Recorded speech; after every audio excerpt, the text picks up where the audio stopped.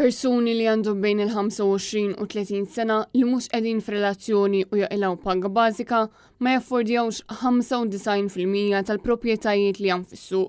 Waqt li persuni li qegħdin f'relazzjoni u jaħdmu impjieg bażiku xorta ma jaffordjawx jixtru 60% tal-proprjetà fis-suq. Dan ħareġ minn studju li sar mill-kumpanija KPMG, studju li ġie ppreżentat waqt konferenza li għaliha attendew bosta esperti fl-industrija tal-kostruzzjoni, fosthom il-President tal-Kamra tal-Periti Andre Pizzuto, il-Kap Eżekuttiv tal-Awtorità tal-Housing Matthew Zerafa, kif ukoll Alfred Sant. Kulħadd kelma waħda li l-policies tal-ippjanar misshom inbidlu żmien ilu. Kif fl-aħħar 10 snin, ix-xenarju tal-pajjiż inbidel ferm, però xorta waħda għadna bi pjanijiet u gwidi tal-bini li ilhom ma jinbidlu d-deċenji.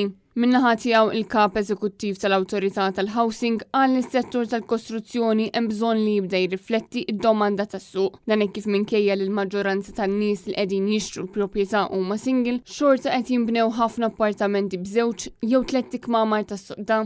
Aspett li tkellem fuq ukoll Michael Bonello, il-Kap Eżekuttiv ta' Alliance Group, li argumenta li l-policies tal-ippjanar għandhom bżonn jiġu reveduti sabiex jinbnew appartamenti iżgħar. Il-President tal-Assoċjazzjoni tal-Iżviluppaturi ta' Malta ukoll qal li rridu noqogħdu aktar attenti għall-inkonvenjenza li qed jinħoloq lir-residenti minħabba l-bini li qed jinbena kullu mkien. Il-kritika għal mod kif qed tivolvi l-industrija tal-kostruzzjoni ġiet ukoll mingħand il-Membru Parlamentari Ewropew tal-Partit Laburista Alfred Sant, li qal li jeħtieġ li japplikaw il-brejkijiet lis-settur kif qed tinħela ħafna art b'mod mill-aktar salvaġġ. Sansit jgħid ukoll li dak li l-industrija tal-kostruzzjoni tqis bħala affarijiet terzi, bħal ngħidu aħna it-traffiku, it-tniġġis tal-arja u l-istorbju huma fil-fatt parti importanti ħafna mill-ħajja soċjali tal-Maltin. U jekk nibqgħu sejrin kif sejrin, eventwalment ħajkollna naffaċċjaw il-konsegwenzi.